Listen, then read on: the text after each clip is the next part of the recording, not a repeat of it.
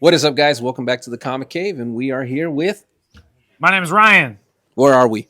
Pulp Fiction, Long Beach. Yeah, yeah. And we have a we have a question to ask you.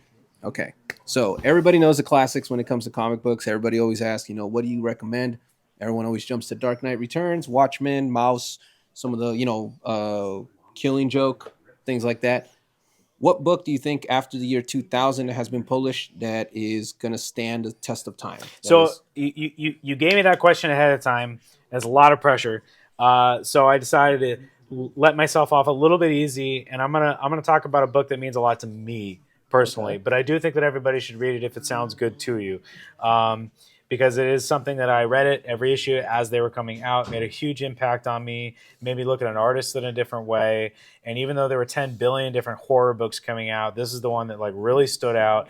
And that book is The Me You Love in the Dark. So that was put out by Image Comics. I remember because it was we were still kind of in the pandemic when it happened. So all these books that kind of came out during the pandemic always have a little bit more of an impact on me because it was such a crazy time. And that was a book that was written by SKottie Young. So that was another thing he'd done it before. He'd written some stuff, but I hadn't really paid attention. So this was something he had written, and it was really, really well written. And Jorge Corona was an artist that had been around, and I've seen him do other things, but that book blew my fucking mind. So if you haven't read it, it's a 5-issue miniseries. It's not some big long thing. You can sit down, you can read it all in one sitting.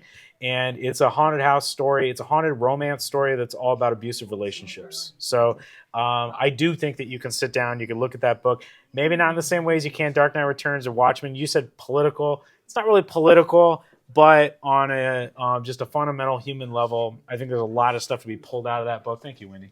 So The Me You Love in the Dark. Was very impressed. Kind of came out of nowhere, knocked my socks off, and it's still a book I think about. So. Yeah. How about that? Is that okay? That's perfect, man. Yeah. We actually read it in the cave, and we were moved by it big time. So much respect for that. Sick. Excellent selection, and come check them out. Pulp Fiction Comics, Long Beach, California.